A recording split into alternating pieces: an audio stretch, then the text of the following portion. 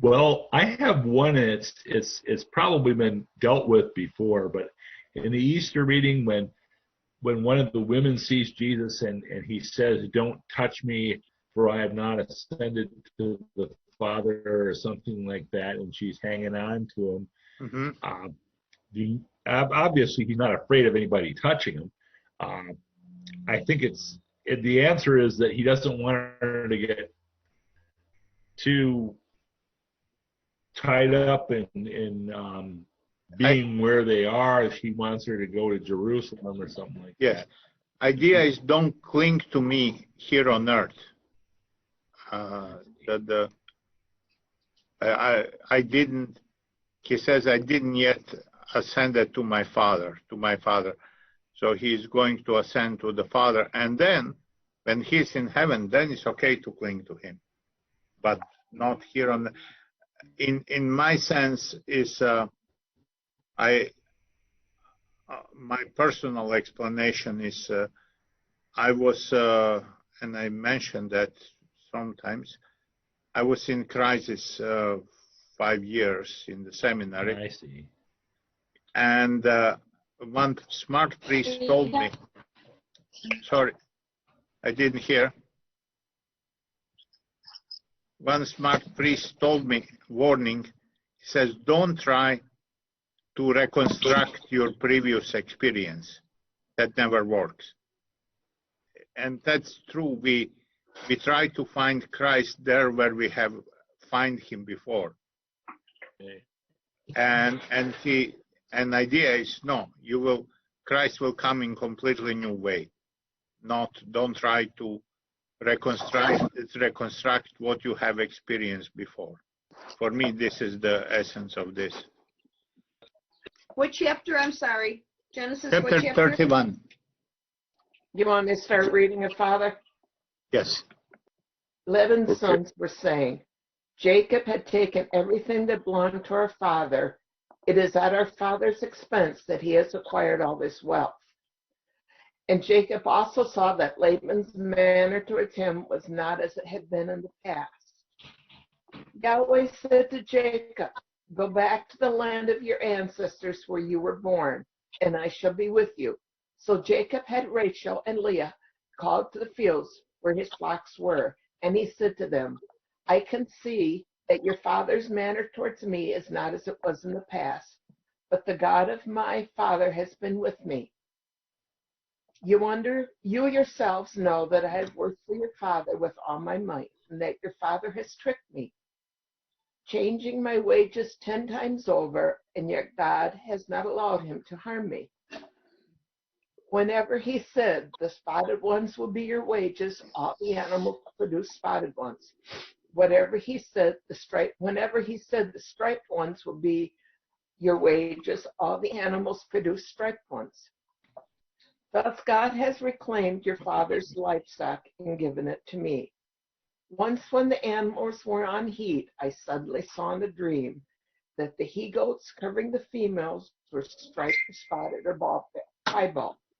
In the dream, the angel of God called to me, Jacob, here I am, he said. Now take note. All the he-goats covering the females are striped or spotted or piebald. For I too have noticed all the things that Laban has been doing to you. I am the God who appeared to you at Bethel when you poured oil on a pillar and made a vow to me.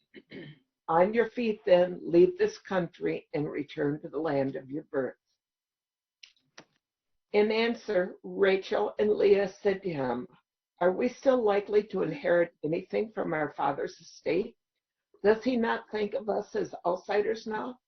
For not only from our father's estate does he not think of us, for not only has he sold us, but he has completely swallowed up the money he got for us.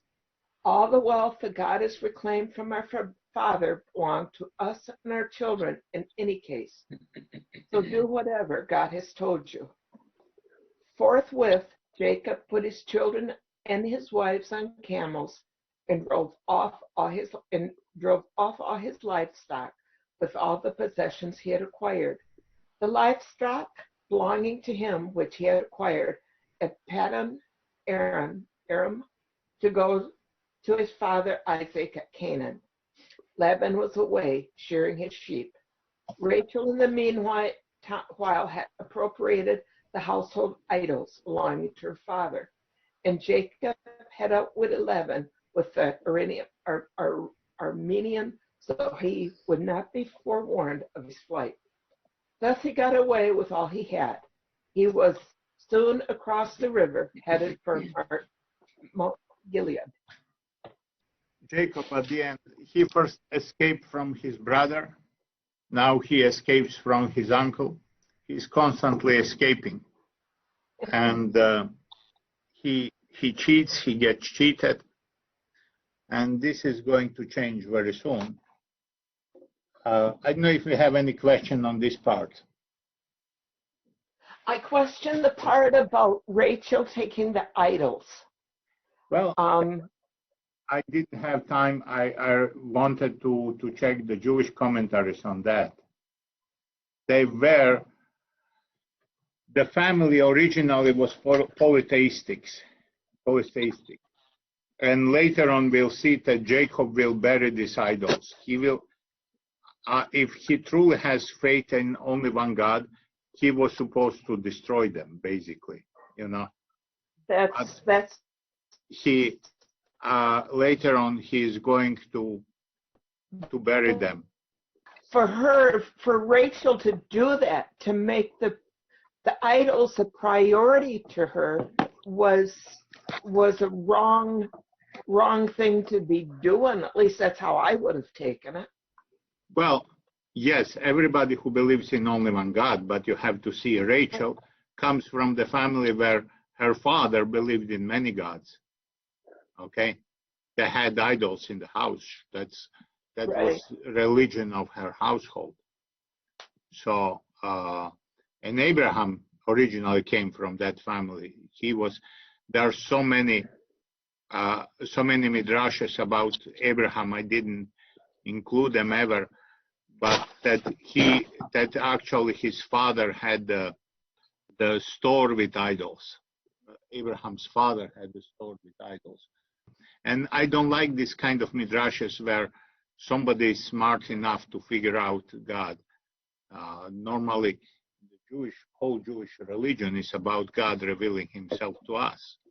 So they kind of miss the point. Again, I said that they missed the point when Abraham being saint from the childhood instead of God making Abraham saint. So I kind of disregard these midrashes. And here it continues, this mentality that Abraham wanted for his son the woman from his own family, maybe hoping that his family was infected with faith, which he has, faith in only one God, or that they would easier accept it because all the pagan nations, they would not accept it. So that's questionable. But yes, starting position, all her family had idols, and she did what they do in her family. She still didn't convert to what Jacob believes, and belief of Jacob is also very, very shaky. We saw when he was negotiating with God, if you do this for me, I will worship you. If I find other God who will do for me what I want, I will worship you. Yeah, as long as his faith is shaky, for sure he will not bring wife to this shaky faith. But things will grow up. Things will get better in that sense. And up to at the very beginning, when Yahweh said to Jacob, "But the God of my father has been with me," he's decided to listen to God because God has allowed good things to happen to him, to trust in God. Abraham had more than 25 years of walking with God, where he learned that this is the God whom he can trust. Actually, you see, the faith is not so much on the existence of God. God exists, this God exists, or other God exists, who God is. Yes, that's always important. But faith is based on trust. To have personal encounter with God, with a person whom you can trust.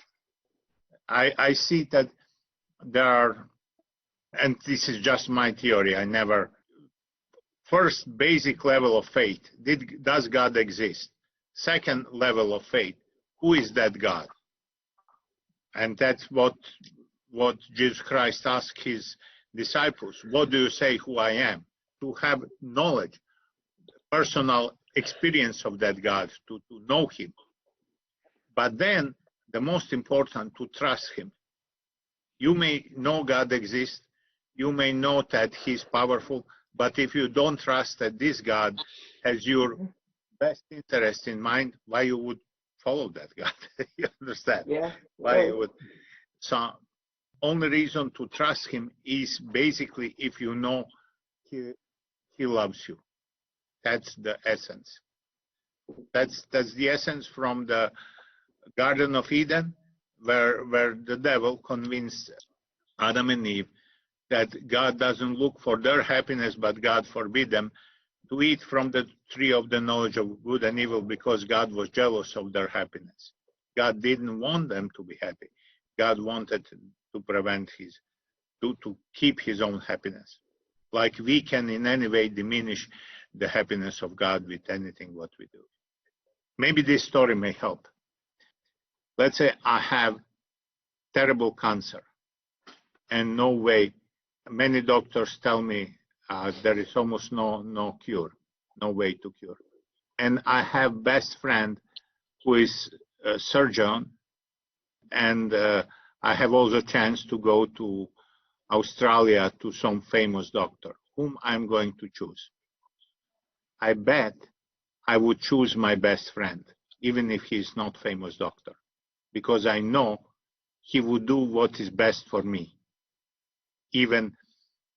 And if he feels he's not competent enough, then he would tell me, go to the other doctor. You understand? My best friend would for sure do what is best for me. The most famous doctor would do what is best for his fame, not for me. You understand? Yeah. So you see when you go to the doctors, many times they prescribe you too strong medicine for pain because they don't want to be sued. And I don't know what other examples to give. You understand? I was once in the hospital with kidney stones, and they wanted to give me morphine. I said, I don't need to be knocked out. If you give me something for pain, okay, but not to be knocked out. And so they just don't want to be sued. I will give you anything, you don't sue us, we didn't give you something. And so they always look what is good for them, not what is good for you. If there is my best friend and he suggests me morphine, I would trust that's what is best for me. Yes. And so in that sense, you have to trust God that even if I don't understand why God is telling this to me, like doctor, I sometimes don't understand all the way how doctor come to decision, but I would trust. If I trust the doctor, because he loves me, he cares for me, then I would trust his decision. Yeah. Most important for our relationship with God to have personal relationship where I can discover that this God loves me, that he cares for me, that he wants what is best for me. Christ proved that by dying on the cross, that he wants what is best for me, not what is for him. Isn't that the repeated theme throughout the Bible? Yeah. The fact that throughout the Bible, it's a personal relationship with God. And we see it in chapter after chapter, book after book. Yes, that's one of the things where God says these people just praise me with their own lips, but not with their hearts, and so on. So we put often empty religious service, and God is almost offended with that. That might be explanation why God allowed this situation when the churches are closed, to wake us up, to come in the church and look for something more, not just to fulfill Sunday obligation. God wants to reach to our heart, and we are satisfied with much less. And that's what is, if I can say like that this is frustrating for God. Yeah, it is like you love girl, you come, you give everything what you can, and flowers, I don't know, you show your love in every possible way, and she says, yeah, frustrating, you cannot do anything more until she doesn't see she needs more. That's kind of long passage. Let's see. Let's start from verse 31. So Laban was not happy that Jacob escaped, and he goes with his guys to follow Jacob. We have to start from 28.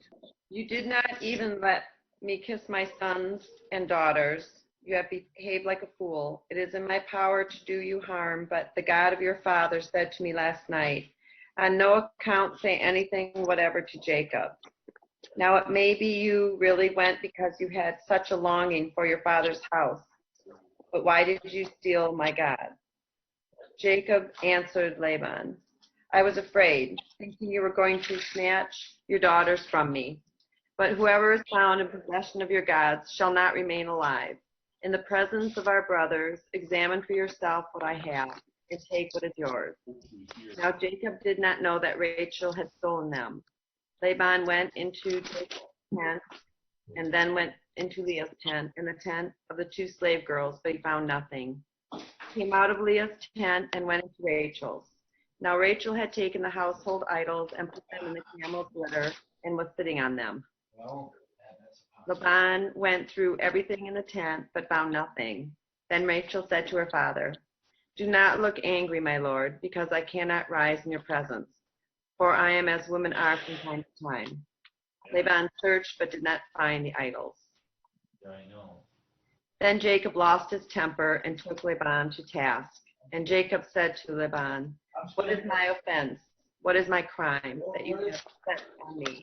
You have gone through all my belongings. Have you found anything belonging to your house?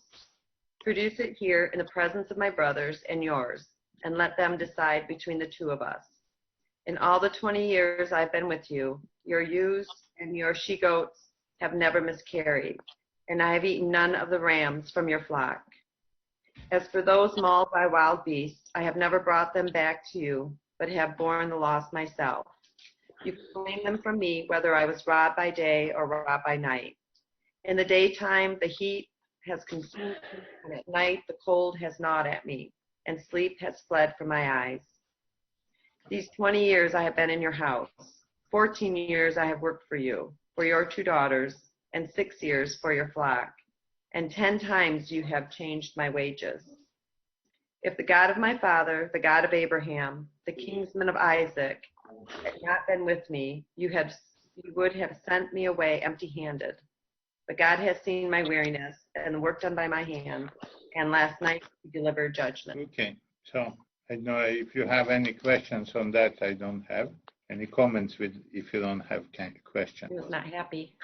Yeah, he is not, because as he said, as long as Jacob is there, he is receiving blessing from God. God brings God's blessing, and that's why he wants Jacob there.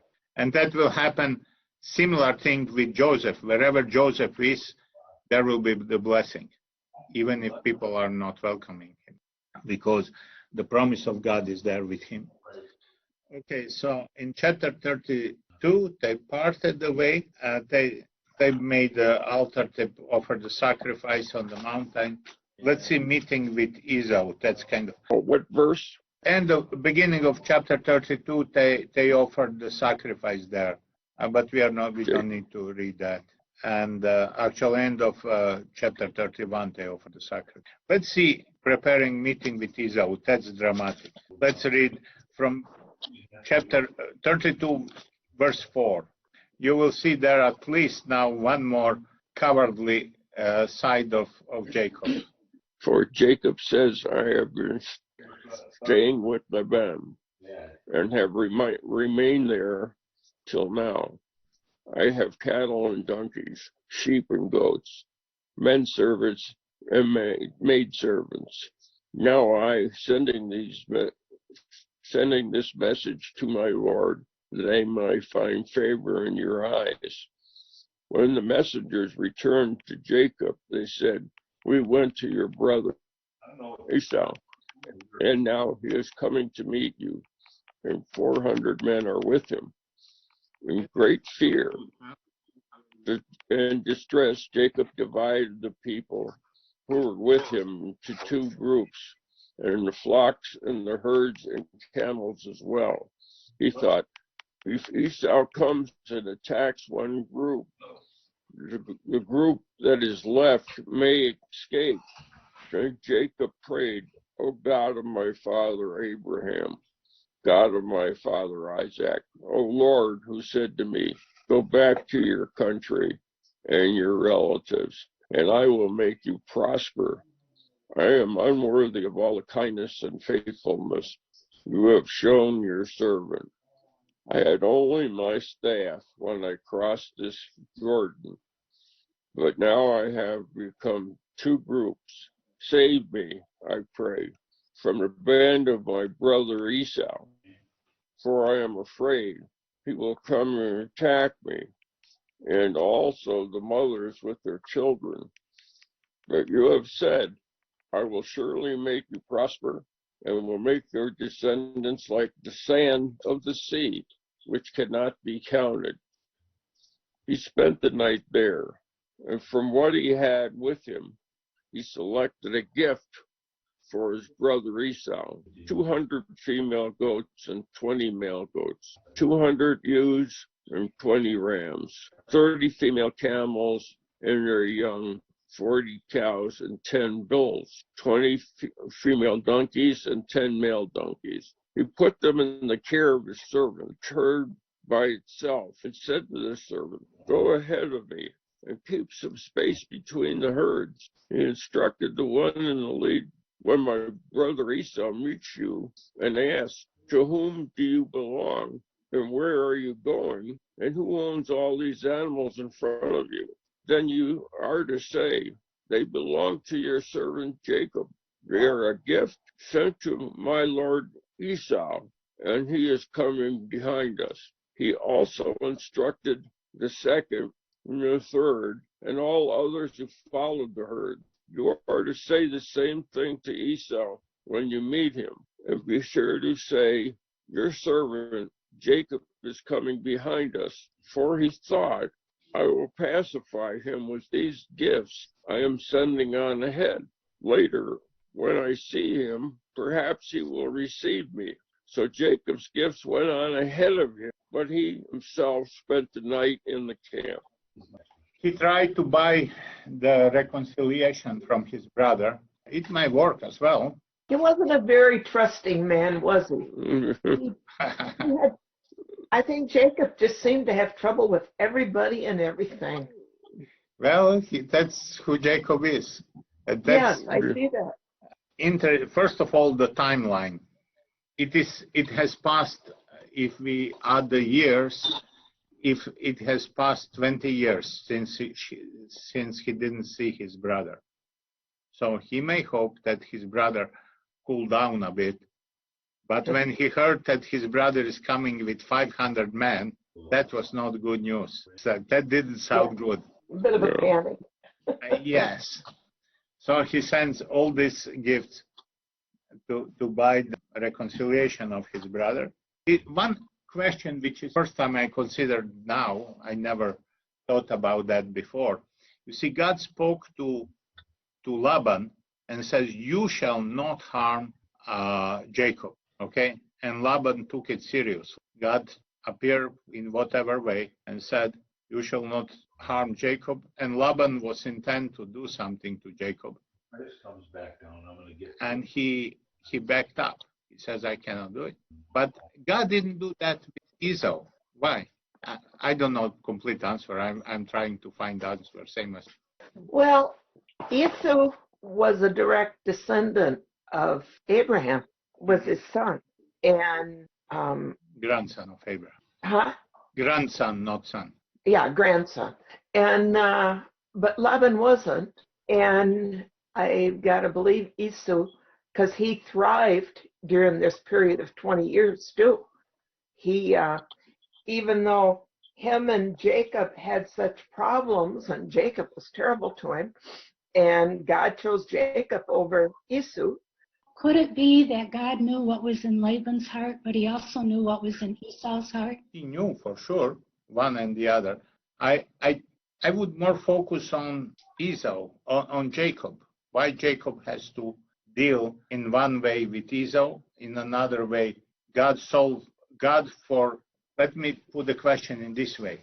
For Jacob, God solved the problem of Laban. He said, okay, you don't need to deal with that problem. But he didn't solve for Jacob the problem of Esau. He let him deal with that problem. Jacob was responsible for the problem with Esau, but he wasn't. I think that you are responsible for that problem. You have to deal with that problem. Yes. I'm not taking you out of that. You understand? I will. I mean, God at the end will help, yes, indirectly, but not openly.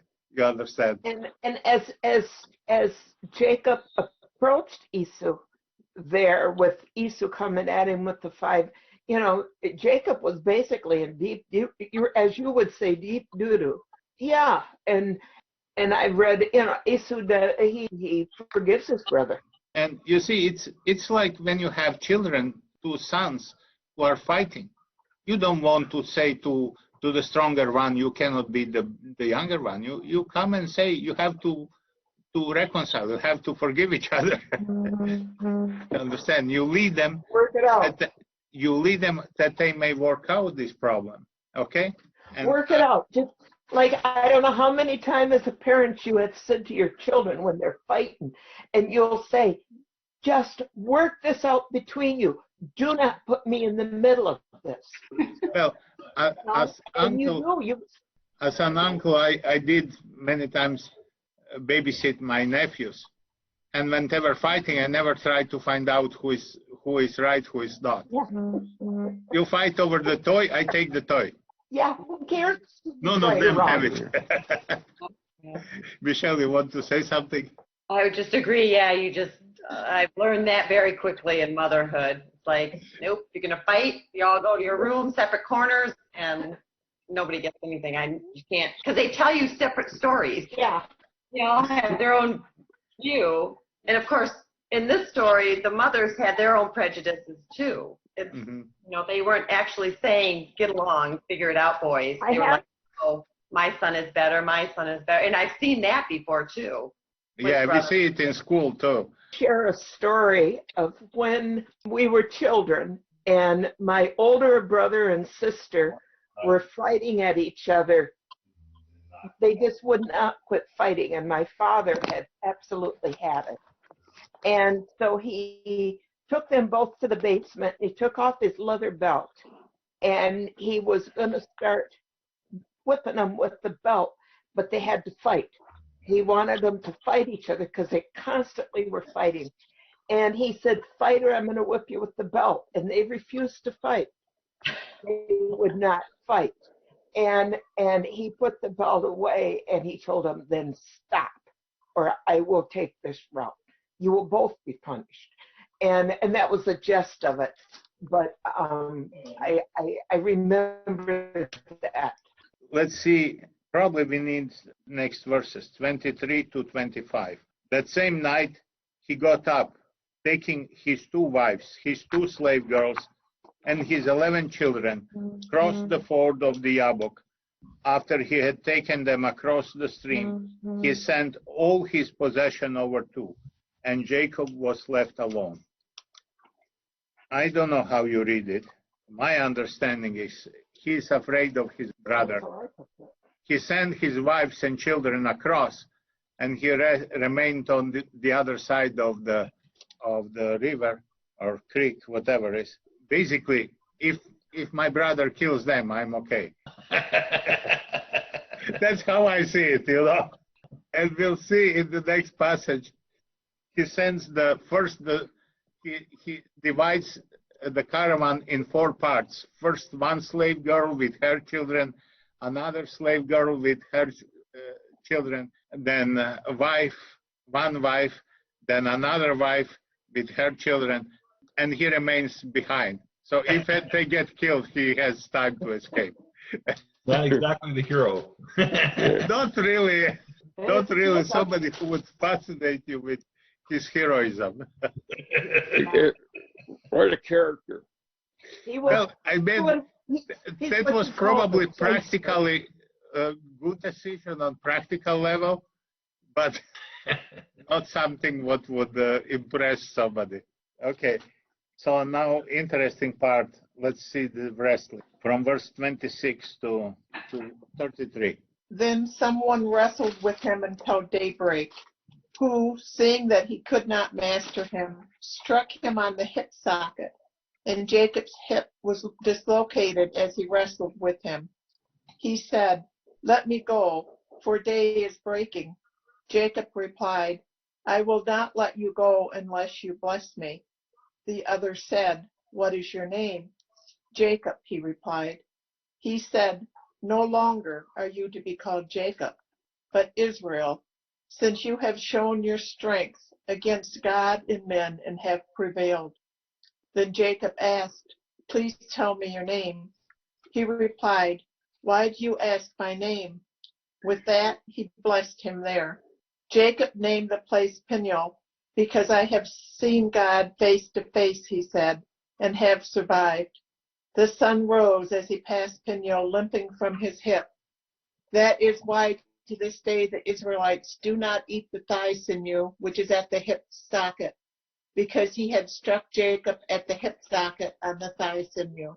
First of all, who is the person he's struggling with? At one moment may look it's a man.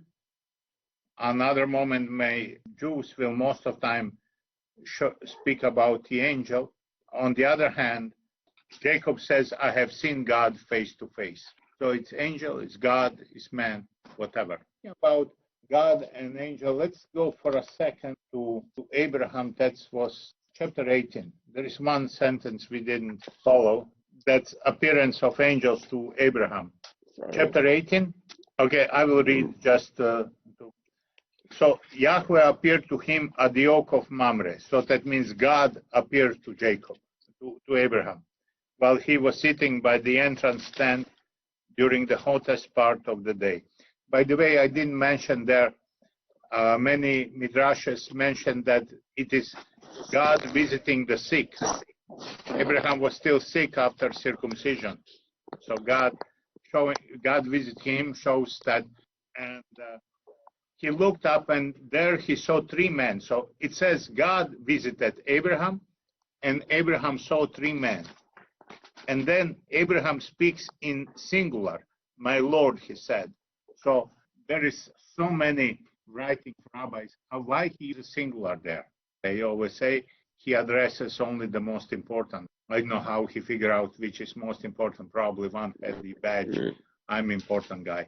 But we could again, same like in the book of Genesis, see here the image of the Trinity, because they are represented like three angels. They are represented at the same time as three men, and they are represented as one God. So that was what reminded me. Let's go back to chapter 30, where we are, 31. So it is God who wrestles with him. This is often used. Here is interesting that Jacob grabs the angel. I'd rather say angel than God. He grabs him and doesn't let him go. Does that remind you of something else in Jacob's life? Yeah, getting the blessing from his father. Yeah, he wanted blessing. That's similar, but also grabbing. That's actually the essence of his name. Let's see chapter 22. Let's go from verse 24. Yeah. When the time came for her confinement, let's just say confinement, there were indeed twins in her womb. The first to be born was red, altogether like a hairy clock, so they named him Esau. Then his brother was born, with his hand grasping Esau's heel, so they named him Jacob. So his nature, from the very beginning, he grasped the other. Here he grasps, and that's what Jacob means, the one who grasps, one who grabs. And that's his nature, always to grasp. And also, And that's maybe a reason why he is chosen one. You see, Esau, who is much nicer character, if you go to the house where you have Esau and Jacob, you would rather have drink with Esau than with Jacob. Yeah. You know, you would with Jacob, I would keep the hand on my wallet just to be sure. Yeah, for sure. Exactly. What he put in. You would look behind the back, what he is doing behind your back and so on. You're never sure with Jacob. But the reason if we try to explain, and we never can know God's reasoning and something, but one way to see why God would choose Jacob, because Jacob always looked for every kind of blessing. In deep down, he knows he's lacking something, and he wants, whenever he has occasion to get blessing, he looks for, okay? And he's ready to do everything to get that. Esau, on the contrary, he get the blessing, and he doesn't care. You understand? Now that father, that description that you just did there made the most sense to me of those two characters. Mm-hmm. I got that about those two characters. Yeah.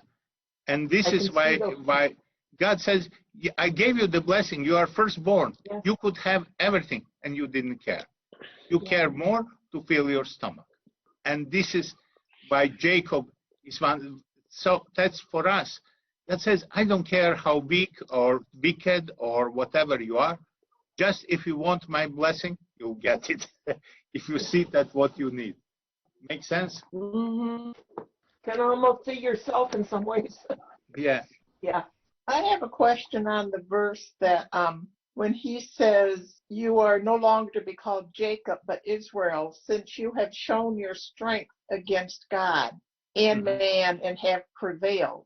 And what do they mean by he showed his strength against God? Well, I would say he didn't give up in this fight. He could have covered, he could have tried to escape, but he wrestled. If you read the Western commentaries on that, you can find too many symbolic commentaries like that's psychological fight. And for sure, you may see that for sure there was psychological fight. He's all torn apart between his desire to go back where he knows he needs to go back in the land where God is going to act, with his fear of his brother. And all this struggle is inside of him. Western commentaries will say that this struggle is symbolized in the struggle against God. But we often also struggle with God in that same way, psychologically, whenever we have to make decision in that sense. See, that's what I'm finding myself, of all the problems I've had with Jacob, and I think I finally get the guy. And of his trying to not trust and seek better, but work hard, build on what he has, try to do what's right, and then he always screws up. He always does something that you're disappointed in. Jacob is wrong, but then he always finds his way back, just like what most of us keep trying to do with God, and that's what Jacob was. I mean, what is fascinating is that at the end, he ends up doing the will of God, even if he's afraid where God is leading him. Deep down, he knows his happiness is there where God wants him to be. And that's the struggle when we desire the place where we feel secure, where we can have control. For him, would be much easier to remain there with Laban, where his prosperity is growing. He was getting richer by every day. In spite of all his failure in his character, he goes because he sees God is leading him there, that the blessing God intends to bless him in fullness in the promised land. He goes there, even if he's terrified, because he goes into unknown. Somebody told me that the biggest fear we have is fear of unknown. And that's where God is always leading us. Correct? Perfect sense. Okay. And so he has struggled with God. He wants to resist the will of God. But on the other hand, and that felt for me like that when I was going in the seminary, when I was coming back in the seminary from my mission, and I resisted seminary and so on. It felt exactly like that. And many times I said, I fought with God, and thanks God he won. You know, Yeah. Yeah. Well, I know that's what would happen if I won. Father, that's what confuses me with that statement, because it says that he has shown his strength against God and have prevailed. It's like he prevailed over God. I would say, I understand it is he remained in the fight. He didn't escape from the fight. Okay. That's the only thing. He didn't prevail. He didn't won over, but Because to me, God prevailed in the yes. end, but saying that Jacob prevailed over God, and I'm like, that Yeah, doesn't make I would sense. say he didn't escape from the fight. And I wish I just didn't have time. Such commentaries, Jewish commentaries, they are very voluminous. You have to read through a lot of material to find the good part. So I wanted to read their commentary on that, but But basically, he doesn't give up. yeah, I try to read everything in sequence, so I had to skip from chapter 18 to here. I'm still reading from 18. You understand? Because they're Right. so voluminous. Even from the fight with his brother, we see he's covered, he's afraid, but still he goes ahead there where he's afraid, and that's what is him. He didn't, but also he had struggle with Laban, and he prevailed in that sense. And with God, he didn't won. He didn't won the fight with God, but he didn't escape that fight. Okay. So he's looking for mercy from Esau. Yes, yeah, that's what he looked for. He's looking for mercy. Yeah, and we'll see soon at least one more lie to Esau.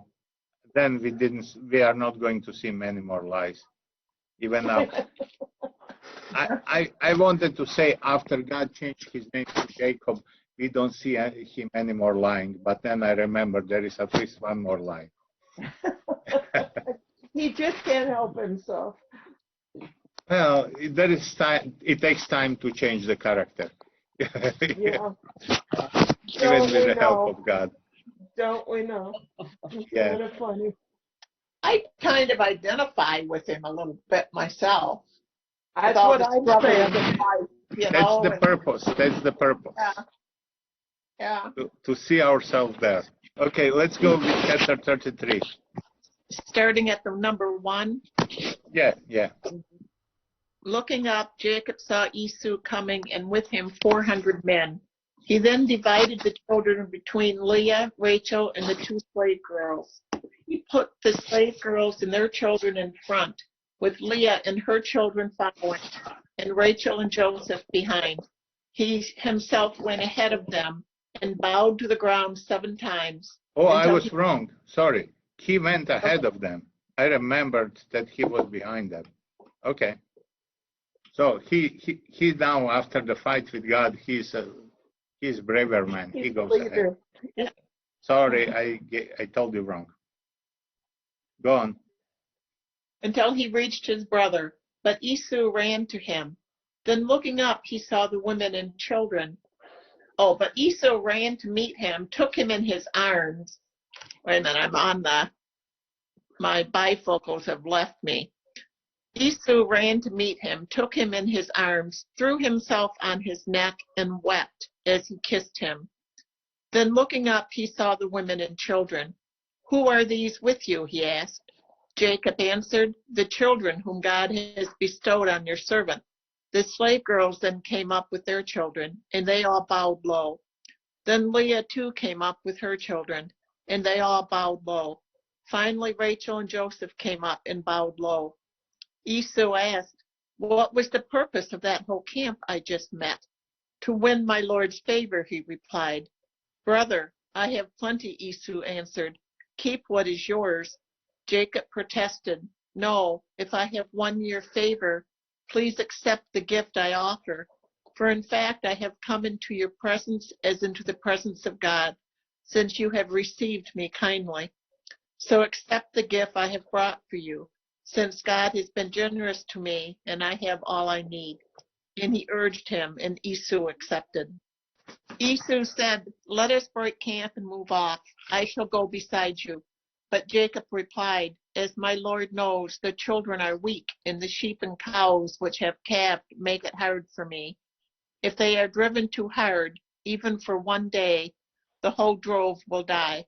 May it please my Lord to go on ahead of his servant. For my part, I shall move at a slower pace, to suit the flock I am driving and the children until I join my Lord and seer. Esau then said, at least let me leave you some of the people who are with me. What for? Jacob asked. Please indulge me, my Lord. So that day Esau turned back toward Seir, but Jacob made his way to Succoth, where he built himself a house and made shelters for his livestock. That is why the place was given the name of Succoth. Okay, so here he arrived. Basically, he didn't even want to meet him at Seir. He said, go ahead, don't worry, we'll meet there. And he said, I'm not going there. Who knows what will happen? Still. He doesn't trust. Huh? So he's still afraid of him. He doesn't Yes, trust him. yeah, he still doesn't trust. He didn't want his men with him. He thought, you never know what will happen. So, nice to see you. Good. Bye. I'll go over here. Yeah. Go here, I'll go here. Well, haven't we all encountered people or relatives like that where you just kind of, yeah, good seeing you. Yeah, I want to see you again. And as you walk away, you just, boy, I don't care if I ever see them again. Yeah, there are sometimes. Yeah, there has been situations. Yeah, usually there are some people whom you cannot trust even if you. Yeah, you just instantly know. You just instantly know. Okay, now we have, I don't know, I am not intended to read chapter 34, rape of Dinah. That's a strange thing, but it's not important it would be important to see how cruel, and his sons are also deceptive as he is, Right. but we are not going to. But he will be angry with his sons for their deception. Yes. Why does the Bible mention, it always just mentions the sons? Because these women, have these children, and they probably had daughters also, but they never mention the daughters. It's always just the sons that are mentioned. Dinah was mentioned when we read, she was, here it says daughter of Leah. She was mentioned after all the sons that Dinah was born. That was mentioned. And we didn't have, for example, Adam and Eve, we never have mentioned that they had any daughters. What would not work if they were, I don't have clear answer why they don't mention. It is probably like something from Jewish mentality. I wouldn't. Obviously, I'm trying to figure out Old Testament. I think best way to figure out is reading Jewish commentaries. I try to do that. And obviously, Jewish commentary will not give you something what is in Jewish mentality considered normal. They consider it. Like, for example, when Jesus multiplied the bread and there were 5,000 men, not counting women and children. Yeah, they never count women. So they were, I guess, women and children were also eating there, but they were not counting. In the time of Jesus, I know, reading the commentaries at that time, that's important for this time of Easter. It's very strange that Jesus Christ appeared. It's strange on one side, and on the other side is the kind of proof that the resurrection story is not invented, because the women could not legally be witnesses. They may say their own story, but legally in the court, their testimony would not be accepted. For whatever reason, I don't try to figure it now how it came to that. But that was the case in time of Jesus. So, Right. The main thing, if you would invent a story and say a man rose from the dead and two women saw it, you would not invent story to put as witnesses two persons who cannot legally be witnesses. You understand? You see what I mean? You would invent a story and put kind of witnesses to whom everybody would trust if you had read the story. So that's what is one of the arguments commentary on the gospel say. We can see from that fact that this story is not invented. That is, nobody who come with invented story would put two women as first witnesses. Two women. So why is that? I would need to read more the Western commentaries on the Jewish mentality, and I didn't read that. We have to see also that most of time that doesn't mean they didn't respect women. You have the women prophetess in Old Testament. There was the woman judge. Deborah? Deborah was judge. Yeah.